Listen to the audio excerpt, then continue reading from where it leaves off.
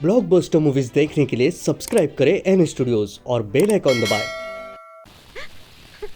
रोना बंद करो मिस शबाना आजमी, वरना तुम्हारे आंसू में पूरा हिंदुस्तान डूब जाएगा। भैया, अरे मैं मजाक नहीं कर रहा हूँ।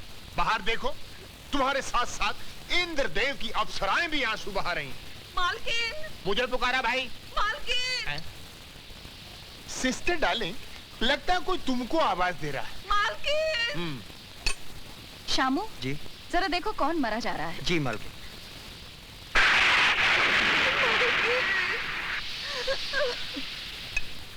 मालकिन नीचे कौशल्या आई है।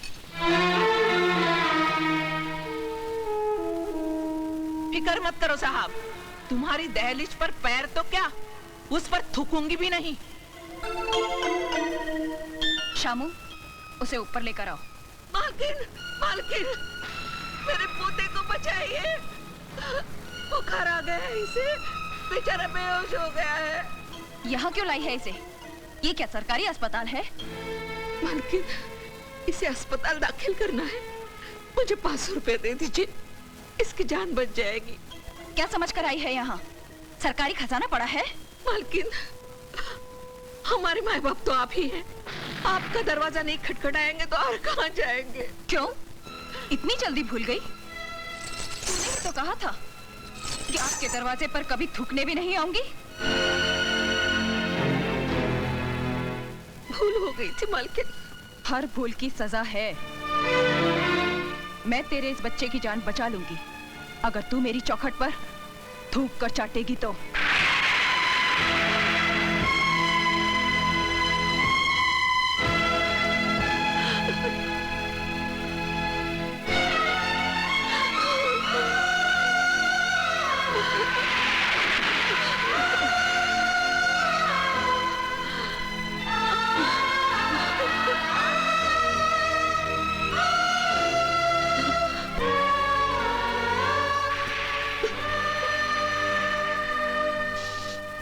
रुक जाओ मौसी, उठो मौसी। ये हवेली और ये चौखट बड़ी बहू दहेज में लेकर नहीं आई थी। इस पर जितना हक बड़ी बहू का है उतना ही छोटी बहू का है। शारदा देवी, तिजोरी की चाबी लाओ।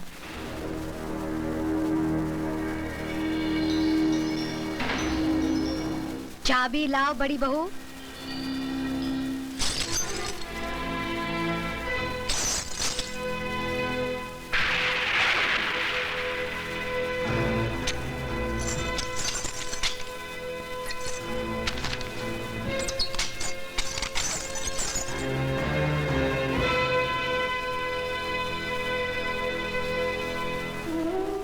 ये लो मौसी। ये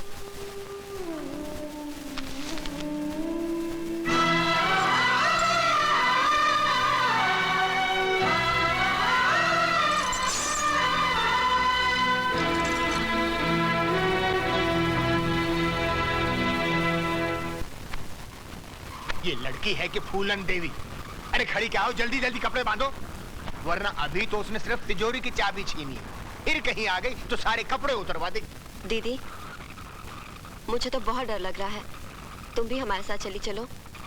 ठीक है, लेकिन तुम लोग ये मत समझना कि मैं उससे डर कर जा रही हूँ। नहीं नहीं नहीं नहीं, हम लोग तो उसको डरा के जा रहे हैं।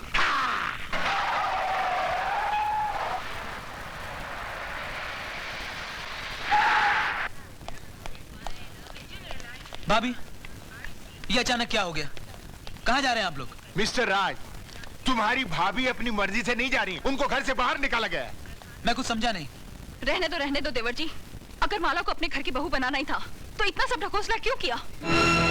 सीधे सीधे मुझसे कह देते, मैं खुशी से तिजोरी की चाबी उसके हाथ पे रख देती। आपकी मिसेज माला ने चाबी का गुच्छा छीना और हमको बेइज्जत करके घर से बाहर निकाल दिया।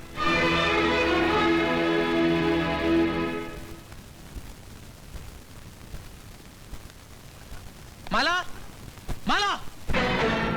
रुक जाइए रमेश भैया, आपको मेरी कसम जो बीच में आए। मैं जानती हूँ कि आपके दिल में मेरे लिए हमदर्दी है, लेकिन आज आप भी उन सब की तरह तमाशा देखिए जिनके दिलों की हसरत आज पूरी होगी। हाँ तो मिस्टर हस्बैंड, रुक क्यों गए? दिखाइए अपनी मर्दानगी। और इस बेल्ट से लिख दीजिए मेरी पीठ पर कि मैं तुम्हारी पत्नी नहीं हूँ। लेकिन याद रखना, जितने भी जख्म दोगे, हर जख्म से एक ही आवाज आएगी, जीते जी इस घर से कभी नहीं जाऊंगी। जाऊंगी तो मरने के बाद, वो भी तुम्हारे कंधे पर सवार होकर। तुम्हारी ये हसरत मैं अभी पूरी करता हूँ।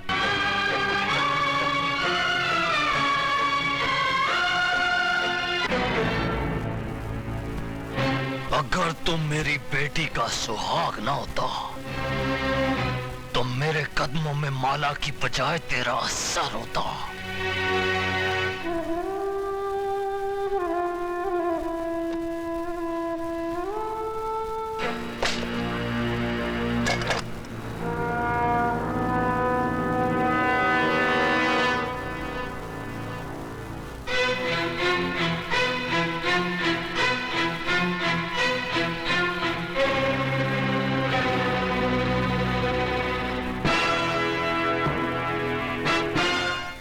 गोली, अगर तेरी मां ने दूध पिलाया है तो चला गोली, चला गोली। मामा जी आप? मर गया तेरा मामा। मामा जी, अगर डैडी को पता चला कि आपने मुझ पे हाथ उठाया है तो क्या कर लेगा तेरा बाप? नौकरी से निकाल देगा ना? निकाल दे नौकरी से। मामा जी, आप अपनी औकात भूल रहे हैं। औकात मैं अपनी नहीं भूल रहा हूं, रिजर्व बैंक की औलाद। औकात तू अपनी भूल रहा है, तू। मामा तुम सठिया गए हो। मैं अभी डैडी को फोन करता हूं, वो तुम्हारी ऐसी खबर लेंगे। अरे तेरे बाप में अगर दम होता तो पीठ दिखाकर लंदन नहीं भागता। वो जानता था कि वो हार गया है। वो अपनी दौलत से हिंदुस्तान के कानून को नहीं खरीद पाया, इसलिए सर पर पैर रखकर यहां से रफू चक्कर हो गया। बहुत हो गया मामा जी। अगर अब आप 1 मिनट में इस हवेली से दफा नहीं हुए तो पुलिस को बुलाकर यहाँ से धक्के मारकर निकलवा दूंगी। तो फिर देर किस बात की है बहू? बुलाओ पुलिस को, बुलाओ। हम भी देखते हैं कि कौन इस हवेली के बाहर जाता है और कौन जेल के अंदर। ये जख्म देखते ही तुम्हारे हाथ में ये जो सोने के कड़े हैं ना, ये लोहे के कड़े हो जाएंगे। बाला की तरफ से गवाही मैं दूंगा कि हमारी बड़ी बहू ने अपनी छोटी बहन का टाका फिट करने के लिए अपने भाई के साथ मिलकर साजिश की और आज को उकसाया कि वो माला को अपनी जिंदगी से उठाकर बाहर फेंक दे। माय डियर सिस्टर, मैं इलाहाबाद चलता हूँ, बाबूजी वहाँ अकेले हैं। भैया मैं भी तुम्हारे साथ चलती हूँ। हाँ, बेटर बेटर।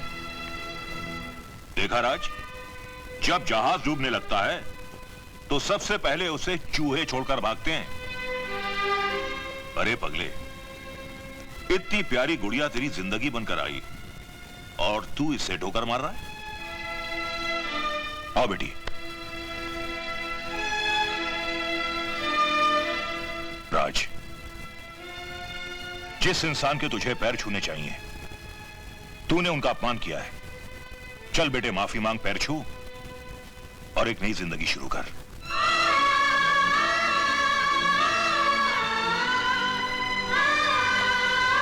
मुझे माफ कर दीजिए। ऐसा अनर्थ मत कर बेटा, मैंने तो कन्यादान किया है। तू मेरे पैर छुएगा तो मैं तो सीधा ही नरक में चला जाऊंगा। देखा बेटे, इसे कहते हैं महान आत्मा। तूने इनकी बेटी पर इतने जुल्म ढाए और इन्होंने तुझे एक पल में माफ कर दिया।